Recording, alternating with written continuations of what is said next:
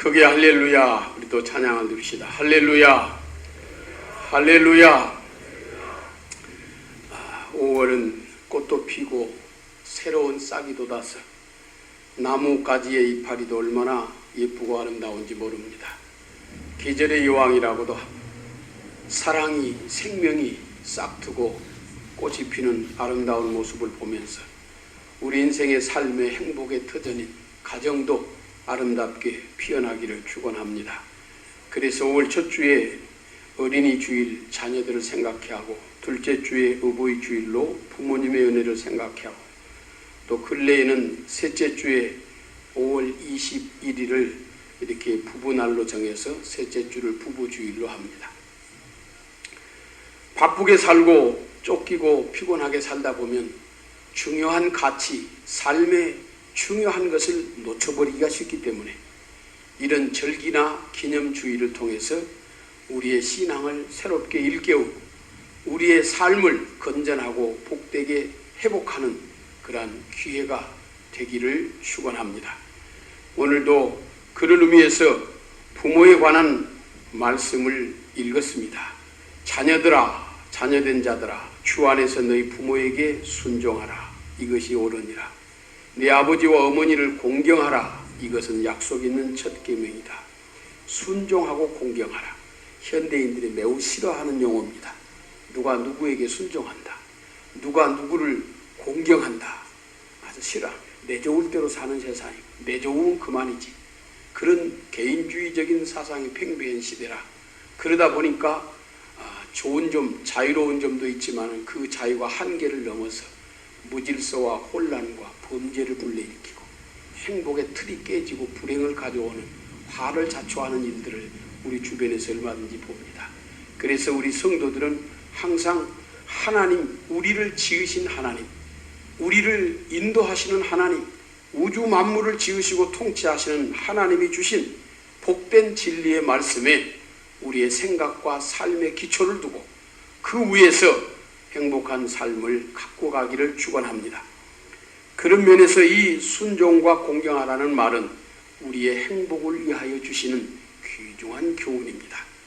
우리들이 누구에게 순종할 것이냐? 하나님 아버지께 순종하고 지도자에게 순종하라는 말이 있고, 동시에 오늘 읽은 말씀처럼 부모에게 순종하라. 왜 부모에게 순종하라고 했을까? 스승은 나보다 어느 분야에서 전문가고 잘 아니까 순종하는 게 마땅하고, 하나님은 전능하고 지혜로운 분이니까 순종하는 게 마땅하지만 부모는 좀 달라요. 특히 나이 들어가면 자꾸 기억력도 쇠해지고 시대에 뒤떨어지기도 쉽고 또 경제 능력도 사회적인 활동력도 모든 힘이 떨어져 가니까 그분에게 순종한다는 게 별로 의미가 없어 보입니다. 부모 말대로 했다가 잘못하면 시대에 뒤처지기도 하고 일을 그르칠 수도 있지 않겠나. 지식적으로 논리적으로 생각하면 그렇게 생각할 수도 있습니다. 여기 순종은 단순히 지식적으로 순종하라는 그런 의미가 아닙니다. 부모가 완전하기 때문에 온전하기 때문에 순종하라는 그런 의미가 아닙니다. 부모를 공경하라는 것은 귀히 여기라는 얘기입니다. 가치를 두고 귀히 여기란 말인데, 부모를 귀히 여기라는 그 말은 단순히 그냥 부모를 귀히 여기는 것에 의미가 있는 것이 아닙니다.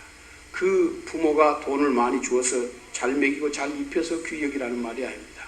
근본적으로 부모에 대하여 순종하고 공경하라는 이 말씀과 거기에 대해서 하나님이 복된 약속이 있는 으뜸가는 첫 계명이라 이렇게까지 하나님께서 최고로 복된 계명으로 세워놓은 이유는 바로 부모님이 하나님의 사랑의 대리자입니다.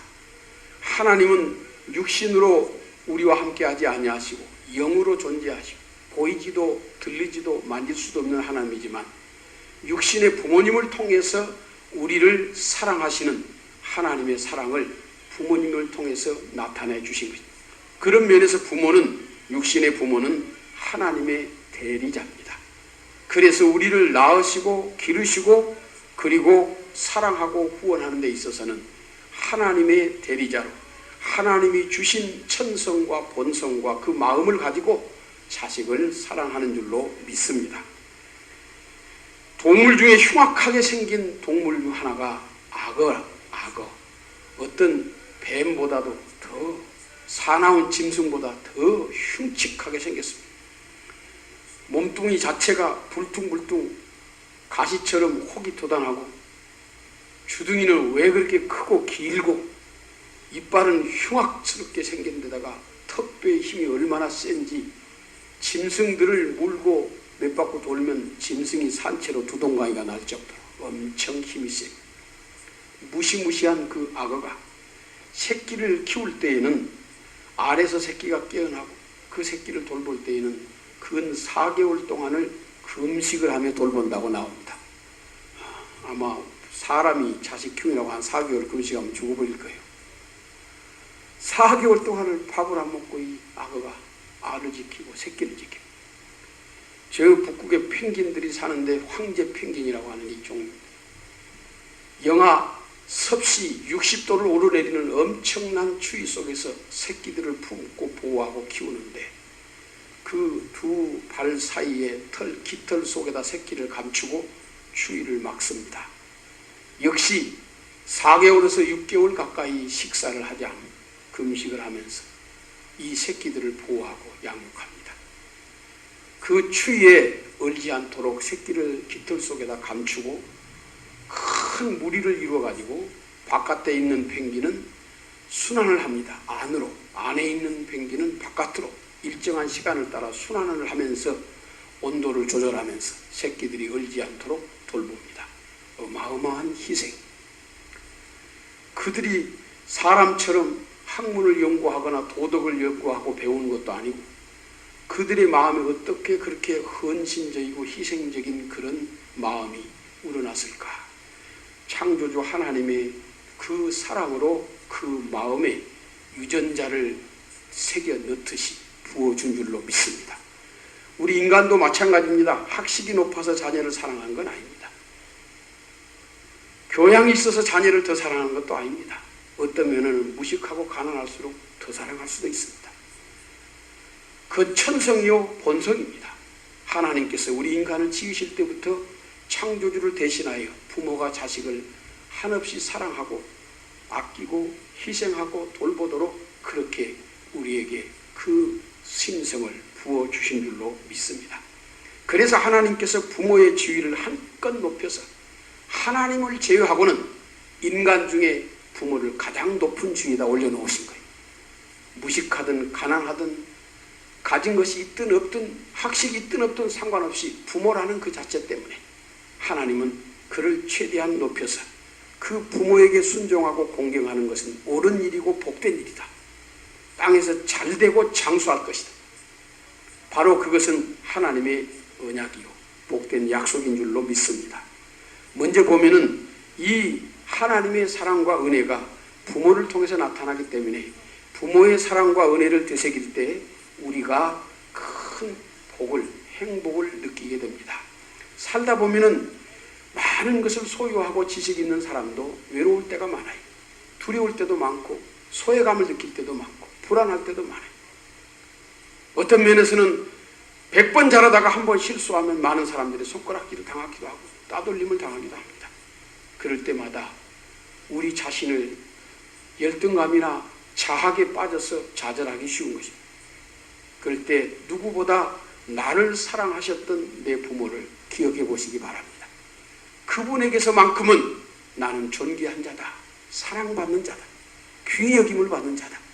온 세상 사람이 나를 무시하고 외면해도 나를 낳으시고 기르신 부모님은 나를 사랑하시고 나를 귀히 여기셨다. 따라서 합시다. 나는 그분에게 사랑받은 자였다.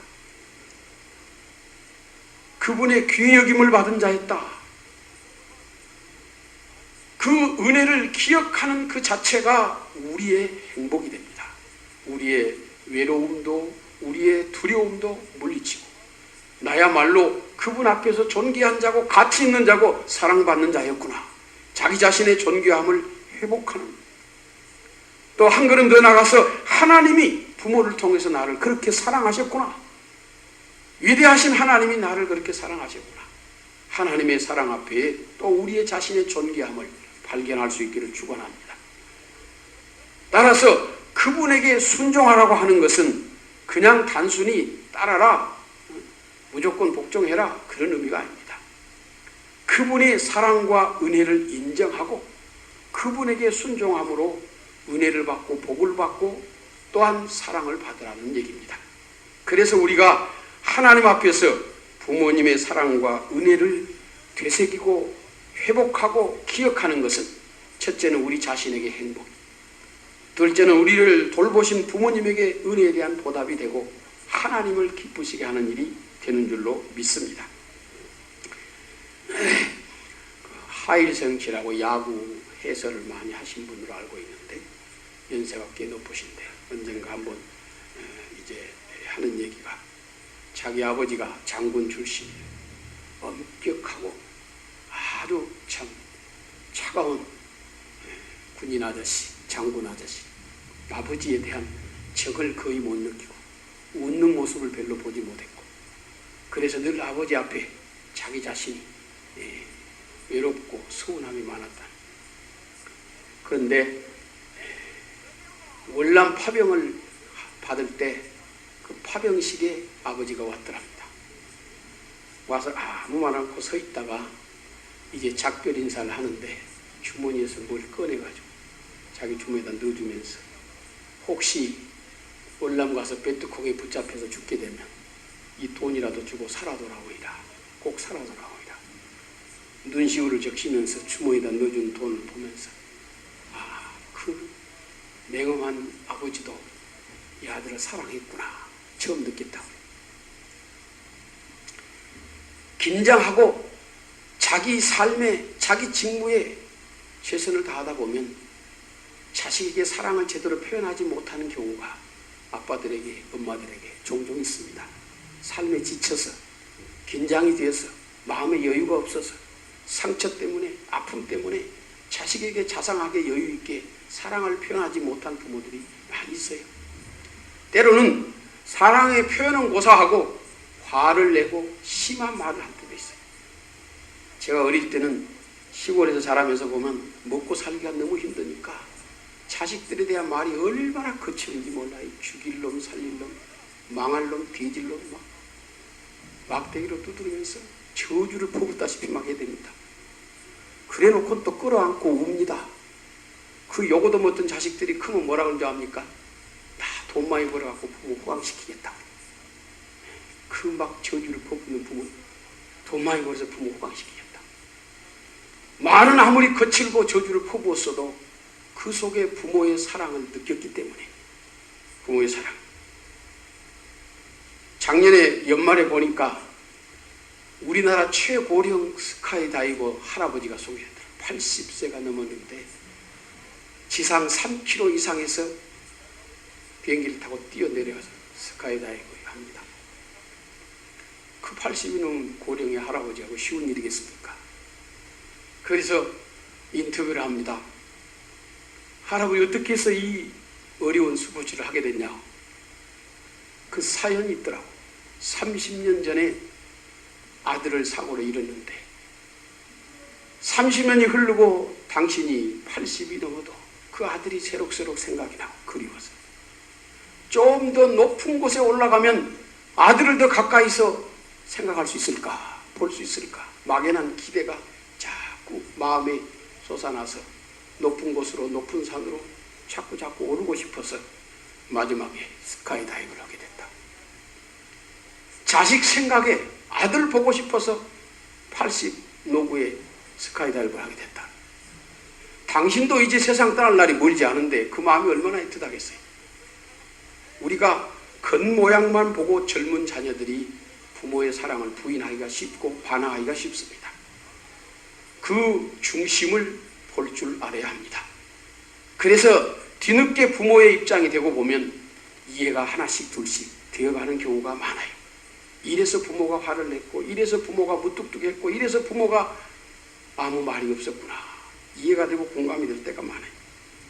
그러나 분명한 것은 부모가 자식을 사랑하는 마음은 삶에 지치고 병들어서 그것이 잘못 삐뚤어질 수 있기는 하지만은 근본적으로 하나님께서 하나님의 사랑으로 부어주신 자식 사랑인 줄로 믿습니다. 그걸 누가 부인할 수 있겠어요? 그러므로 우리가 믿음으로 받아들이고 그 사랑과 은혜를 가지고 그 부모에게 순종하고 공경하라. 이것이 복된 일이라는 얘기입니다.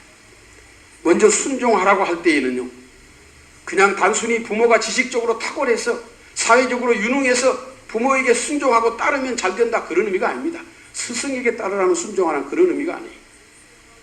부모의 그 사랑과 은혜를 인정하여서 존중히 여기는 마음으로, 공경하는 마음으로 순종하라. 그 순종 속에는 단순히 지식적으로, 논리적으로, 이론적으로 따른다는 그런 의미가 아닙니다. 부모를 존중히 여기는 고마운 마음에서 순종하라니. 순종은 상대편을 존중해주는 하나의 표현이 됩니다. 그래서 순종은 부모를 기쁘게 하는 가장 기본입니다. 네, 그래요 하고 들어주면 서로 틀린 말을 본의 아니게 부모가 했을지라도 자식이 부모의 말을 들어주고 인정해주고 따라주면 부모로서는 기쁨이고 영광. 기쁨이고 영광. 그래서 골로새서 3장 20절에 자녀들아 모든 일에 부모에게 순종하라. 이는 주 안에서 기쁘게 하는 것이다 그랬어요. 이것은 부부의 관계도 똑같이 말합니다. 남편에게 순복하라. 그것은 남편을 기쁘게 하고 사랑받는 아내의 지름길이다. 자녀가 부모에게 순종하는 건 부모를 존중히 여기는 것이 됨과 동시에 부모를 기쁘게 하는 것이 되고 부모의 사랑을 더 많이 받을 수 있는 비결입니다. 순종하는 자녀를 볼 때 부모가 얼마나 더 기쁘겠어요. 가만히 있어도 기쁜데, 가만히 있어도 사랑스러운데 부모에게 순종하는 자녀는 더더욱 기쁨의 대상이요, 사랑스러운 자녀가 될 줄로 믿습니다. 특히 어릴 때, 젊었을 때 성장하는 과정에서 부모에게 순종하는 자녀는 하나님 앞에 복을 받고 부모로부터 좋은 인도를 받게 될 줄로 믿습니다. 자녀가 어리고 아직 미성숙한 청소년 단계에서는 인생의 경험이 부족합니다. 시행착오도 겪은 경험이 적습니다. 따라서 많은 인생을 살면서 시행착오를 겪으면서 아픔과 상처를 겪으면서 얻은 경험과 지식은 부모에게 많이 있습니다. 그 중에 자식에게만큼은 좋은 길로, 복된 길로 인도하고자 최선을 다해서 교훈하고 훈계할 겁니다. 듣기에 따라서는 잔소리처럼 들릴 수 있어도 그 자식에게 좋은 쪽으로 최선을 다해서 사랑하니까 부모가 교훈할 거예요. 거기에 순종하면 부모를 기쁘게 할 뿐만 아니라 그 중에 보석을 골라내듯이 삶에 유익한 교훈들이 많고, 자라는 과정에 부모에게 잘 순종하는 자는 빗나가지 않습니다. 왜? 부모가 할 수 있는 대로 복된 길로 인도하려고 애를 쓰니까 부모에게 비교적 순종하는 자는 유혹에 쉽게 넘어가지 않고 방탕한 길에 쉽게 넘어가지 않고 올무에 빠지질 않아요.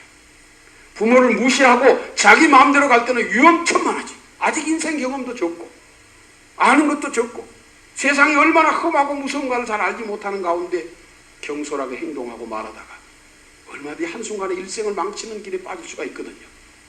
자라는 과정에 있는 우리 어린이들이나 청소년들은 부모에게 적극 순종함으로 부모를 기쁘게, 하나님을 기쁘시게 자기 인생의 복된 길을 갈 수 있기를 축원합니다. 성경에 보면은 순종함으로 하나님이, 부모에게 순종함으로 하나님이 복을 주신 사례를 볼 수 있어요. 구약 사무엘상 9장을 보면 사울이라고 하는 청년이 아버지 기스로부터 부탁을 받습니다. 얘야, 우리 집에 큰일 났다. 암나귀가 한두 마리가 아니고 때로 없어져 버렸다. 그럼 찾아보라. 찾아봐라. 이 사울은 아들의 말씀을 듣고, 아버지의 말씀을 듣고, 이 아들 사울은 사환을 데리고 열심히 3일길을 찾았습니다. 지금처럼 통신이 발달해서 나 지금 어디쯤 있습니다. 아버지 걱정하지 마세요. 아직 못 찾았습니다. 염려 마시고 좀 기다리십시오. 이러면 얼마나 좋겠습니까만은 그때는 일단 집을 떠나면 연락할 길이 없어요. 그러니까 며칠 지나면 아들이 살았는지 죽었는지 더 걱정이 돼. 그러니까 이 사울도 3일을 지나고 나서는 집으로 돌아가자 사환들아. 가축 때문에 걱정이 돼서 나를 보냈지만 이제 3일을 지나고 보니 가축보다 이 자식 걱정 더하게 생겼다. 내가 가축을 못 찾았어도 빨리 집에 돌아가는 것이 아버지 근심을, 더 큰 근심을 덜어주는 것이 되겠다. 돌아가자. 아버지는 이놈이 가서 네 하고 가가지고는 딴짓하고 있는지, 지 좋을 대로 엉뚱한 길 가고 있는지 어떻게 압니까? 모르지요. 그러나 하나님은 그 모습을 보고 계신 거예요. 아버지의 말씀을 듣고 성실하게 앞나기 때를 찾아 노력하고 수고하는 이 순종하는 아들을 하나님이 보고 계신 거예요. 아버지는 일단 집 대문 밖에 나가고 나면 쫓아갈 수 없습니다. 알지 못하지만 하나님 보고 계십니다. 그래서 3일 중에 이틀을 지내고 난 다음에 하나님이 결단을 합니다. 3일이 되기 하루 전 선지자 사무엘에게 하나님이 말씀합니다. 사무엘아, 내일 이맘때에 베냐민 땅에서 한 사람을 내가 보내겠다. 그 사람을 만나면 요새 말로 학력, 경력, 배경 따지지 말고 기름을 부어 이스라엘 왕을 삼으라. 지도자를 삼으라. 하나님이 하루 전에 사울도 몰라요. 아버지도 몰라요. 하나님만 아신 선지자 사무엘도 몰라요. 하나님 왜 그런지 몰라.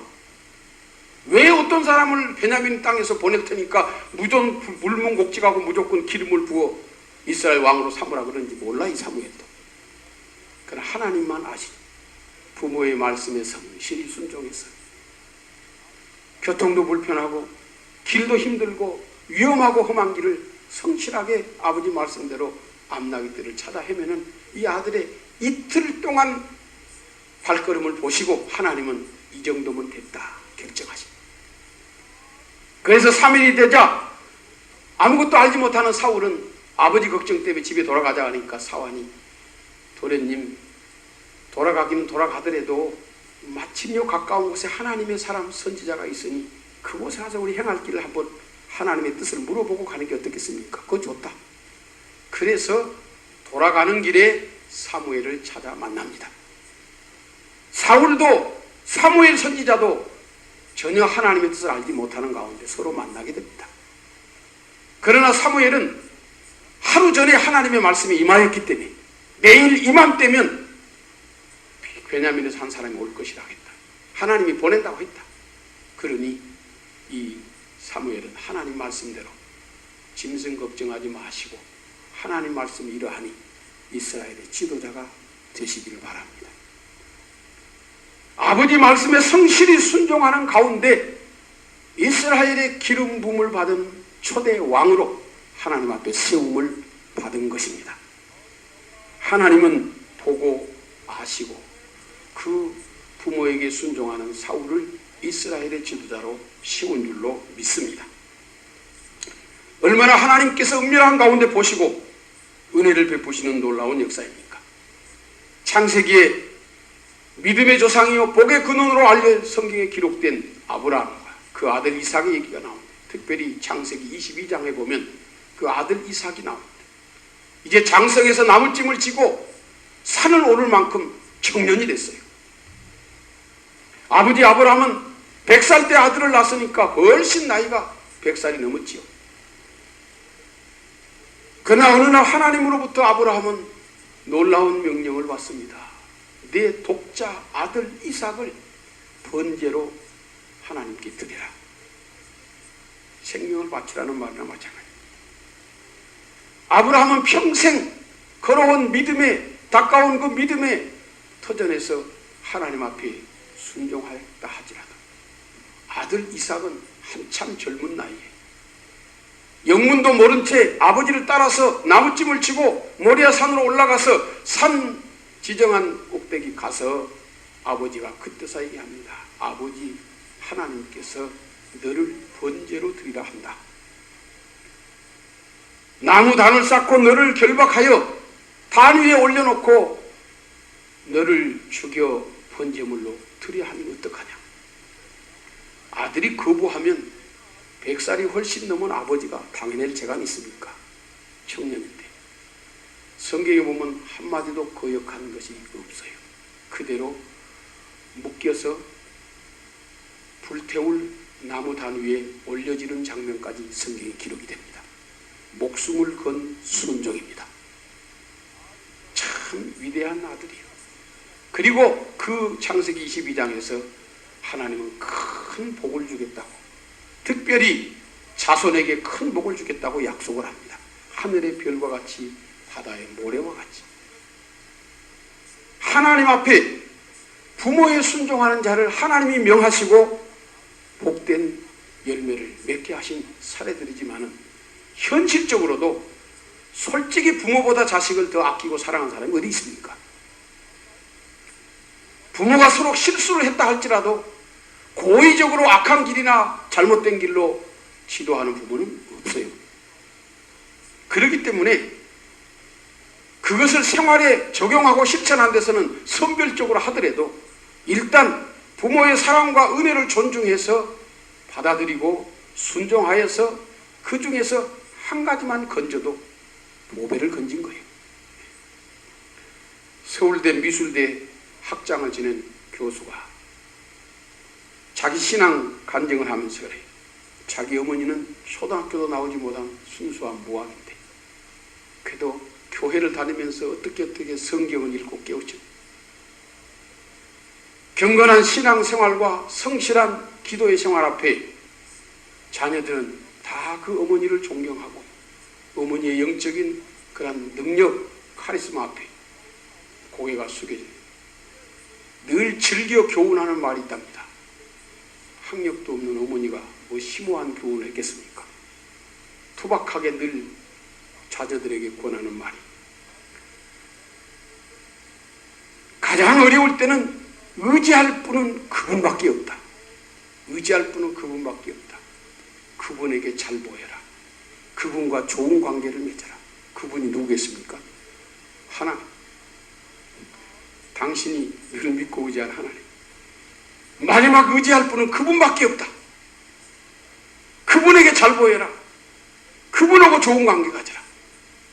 잘할 때는 그 어머니 뭐 저렇게 답답한 말씀을 앞뒤도 없이 하실까.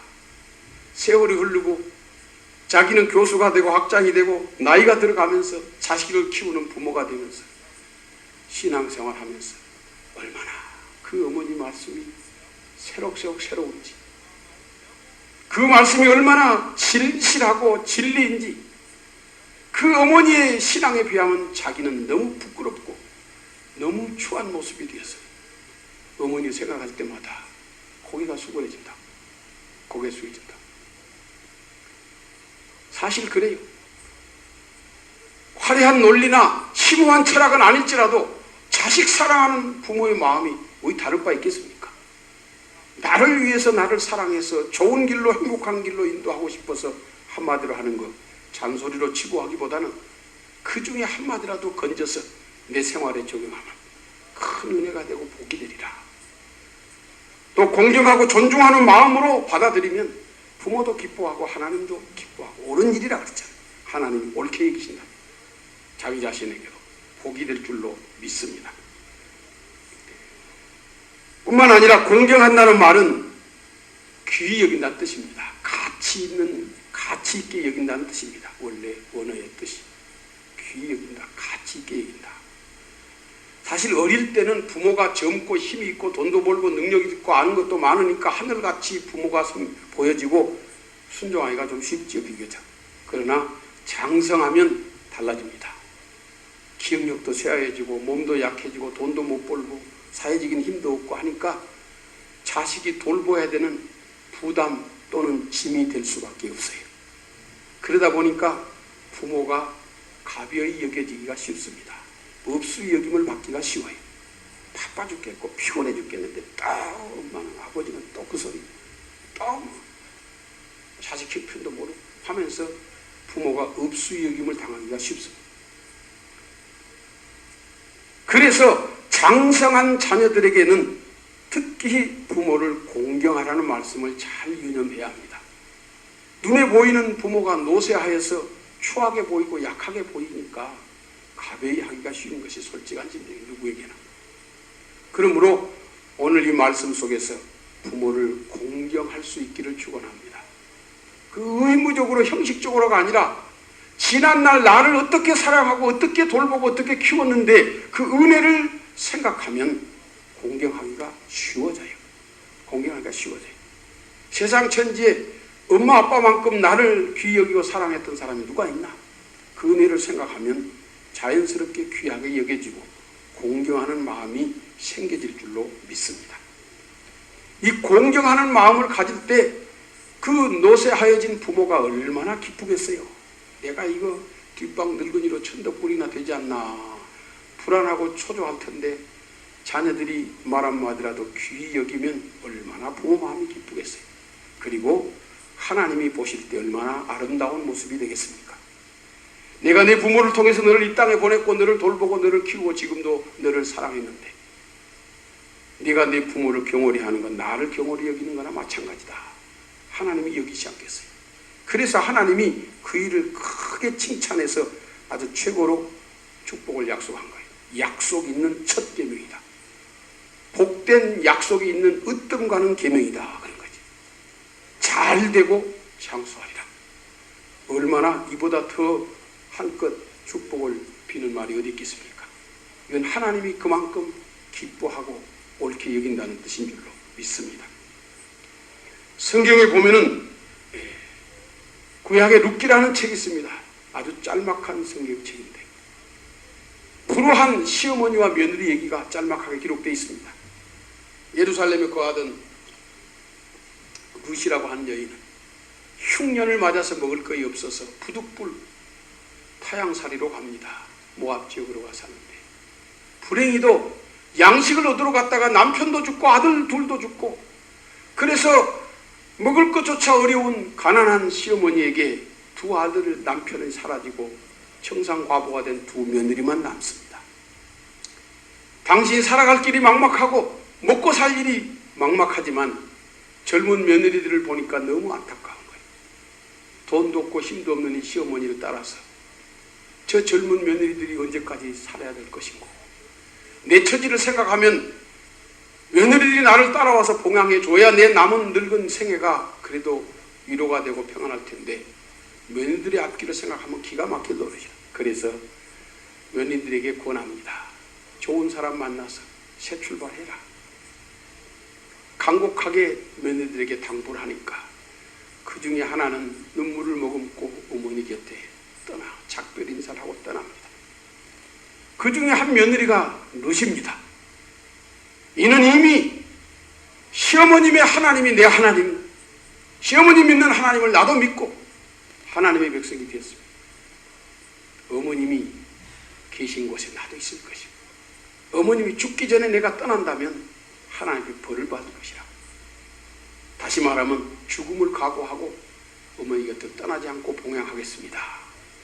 아, 시어머니가 무슨 돈이 있어, 땅이 있어, 무슨 배경이 있어, 남편도 없고 시아버지도 없고 완전히 빈털터리 나이 드신 어머니, 시어머니인데 자기를 낳아준 친정엄마도 아니고 그래서 남의 밭에 가서 추수한 뒤에 떨어진 이삭을 주워다가 그것으로 시어머니를 봉양합니다. 눈물겨운 상황이지. 하나님께서 그걸 보시고 그리고 그 지역에 덕망 있고 부자인 보아스와 재혼을 하게 됩니다. 그리고 그 시어머니를 잘 모시게 됩니다. 그리고 거기서 얻은 아들이 이제 그 아들의 아들이 또 손주가 다윗이 되고 예수 그리스도의 조상이 됩니다. 그래서 다윗의 증조 할머니가 됩니다. 촌수를 따지자면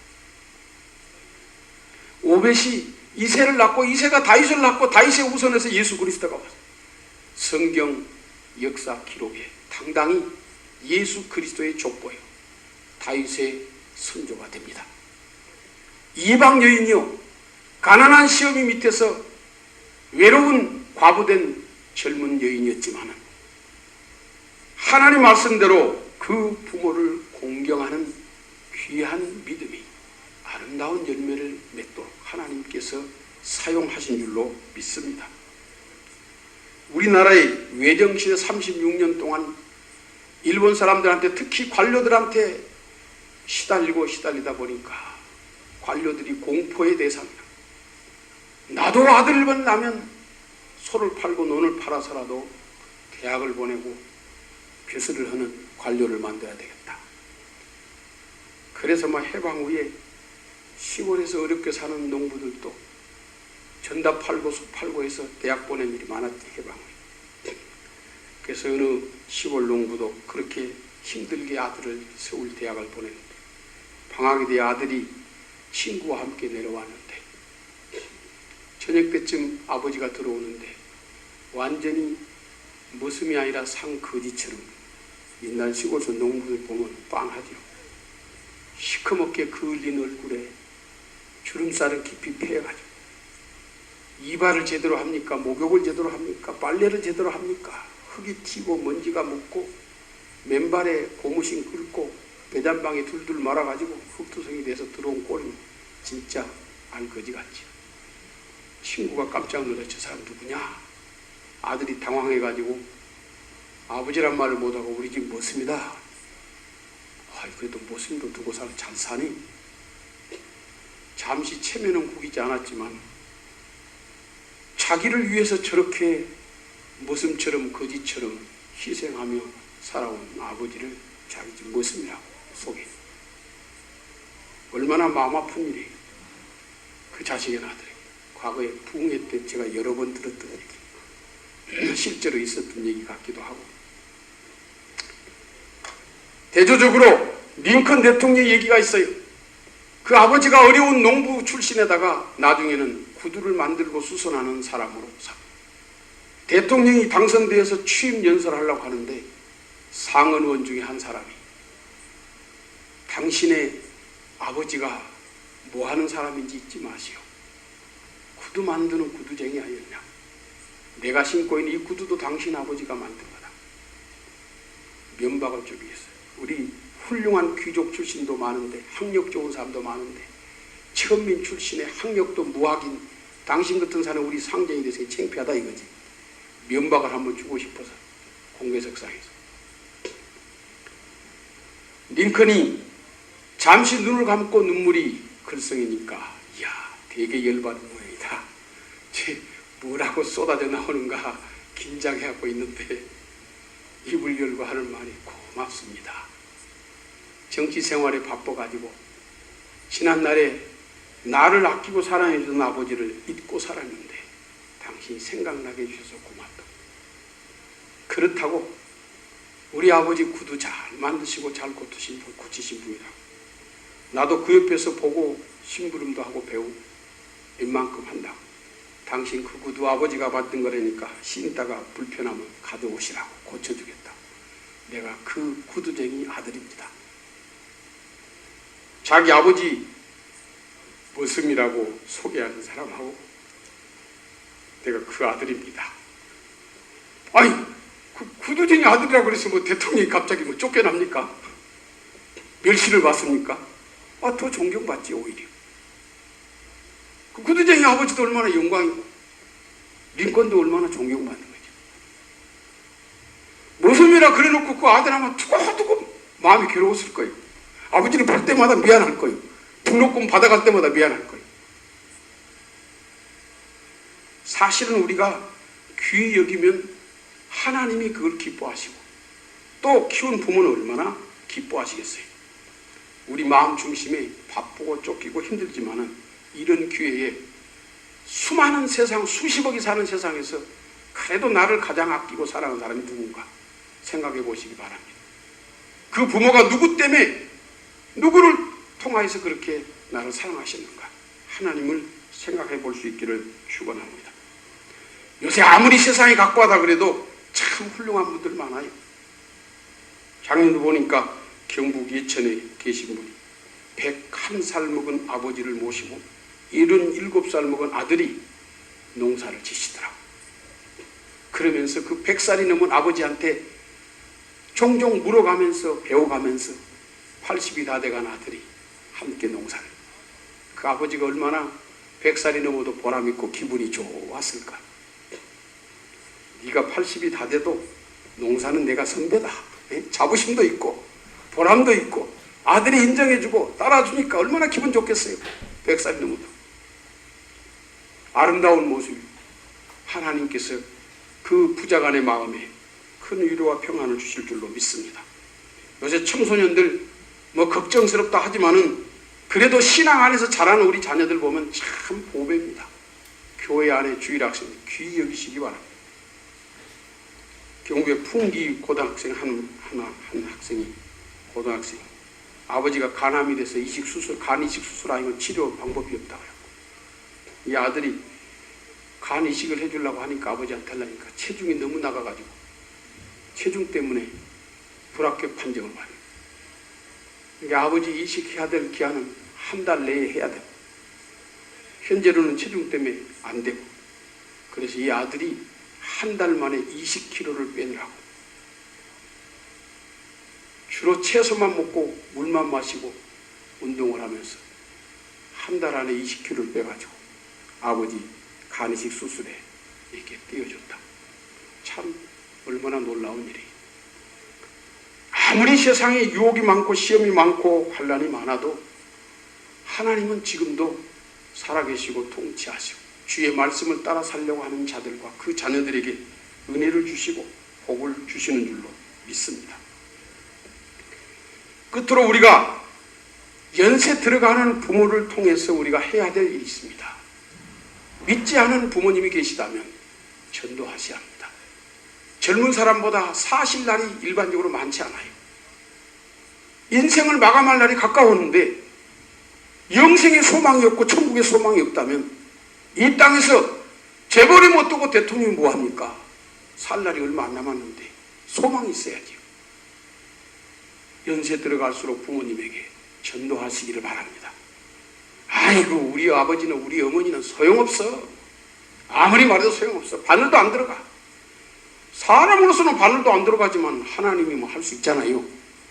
그러니까 뭐예요? 말로 안 되면 기도해요. 부모에게도 말 많이 하면 반항하고 거역하는 것밖에 안 되니까 적당히 말하시고 기도를 많이 하시기 바랍니다. 하나님께서 우리 부모님의 마음을 변화시켜 주셔서 구원 얻게 해달라고. 구원 얻게 해달라고. 마태복음 19장 26절에 그러지 않습니까? 사람으로서는 할 수 없을 때 하나님으로서는 다 할 수 있느니라. 간절히 기도한다면 반드시 응답해 줄 줄로 믿습니다. 세월이 흘러가고 나이는 들어가고 육신은 쇠하여져 가고 죽을 날이 가까운 거 피부로 느끼는데 소망이 없는 부모가 얼마나 외롭겠습니까? 아무리 산의 진미를 차려줘도 아무리 좋은 옷을 입혀드려도 내 인생이 갈 곳이 막연한데 얼마나 불안하겠어요? 얼마나 초조하겠어요? 기껏해야 바라보는 것이 공동묘지나 바라봐요. 공동묘지. 그런 노인을 봤어요. 이것저것 자랑하다가 마지막에 그 자랑하는 요 자랑하더라고. 목사님 나 저 어느 공동묘지에 몇 자리 좋은 자리 하나 잡아놨습니다. 그분은 마지막 자랑할 것이 좋은 명당자리 잡아놨다는데 명당자리든 명당이 아니든 흙 속에 파묻히는 것이지 그게 무슨 소망입니까? 자식들은 좋은 집에 사는데 나는 산속에 땅속에 묻혀있다. 그래서 소망일 수가 없어요. 복음을 전해줘서 창조주 하나님의 약속한 영생의 소망을 가지고 오늘 세상 떠나도 기쁜 마음으로 하나님의 영접을 받는다는 소망 가운데 살아갈 수 있도록 복음을 전해주시기를 축원합니다.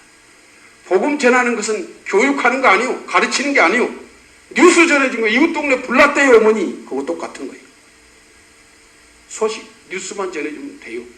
예, 기도하고 예수님을 마음의 구세주로 영접하면 그분이 우리를 대신하여 죽으신 그 희생의 대가로 하나님을 모르고 살아왔던 모든 삶의 허물과 죄를 용서하시고 하나님의 자녀를 삼아서 하나님과 함께 하나님처럼 천국에서 영생하는 약속을 주셨습니다. 그래서 부모님이 소망을 가지고 여생을 살아갈 수 있도록 전도할 수 있기를 바랍니다.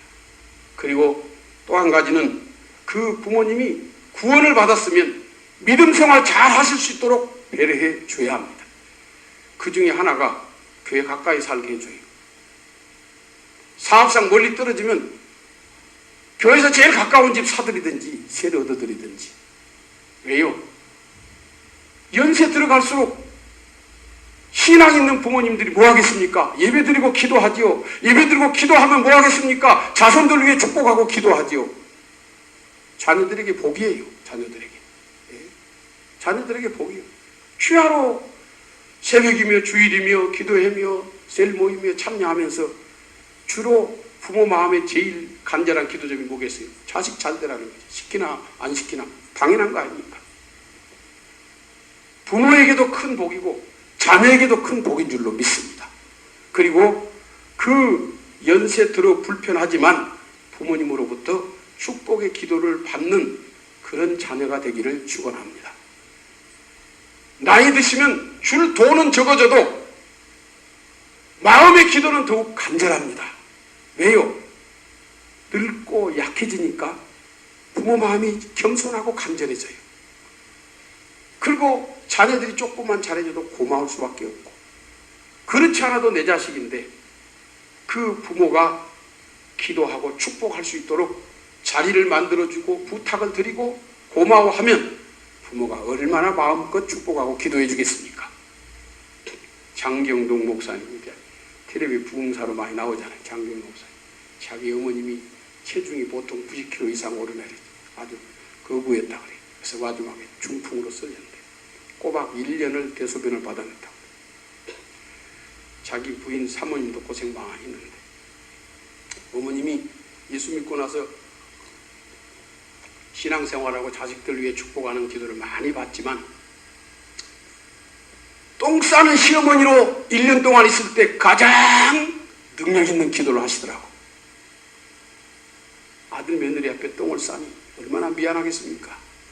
냄새를 피우고 일거리를 만들어내니 얼마나 자식들한테 민망하겠어요. 그러니까 그 어머니가 대소변을 받아내는데 그 속에서 눈물로 기도하는데 자식들에게 고맙다고 얼마나 간절히 기도하고 얼마나 눈물로 기도하고 얼마나 겸손하게 진실하게 기도하는지 어머니 신앙생활 중에 제일 간절하고 능력 있는 기도를 하시더라.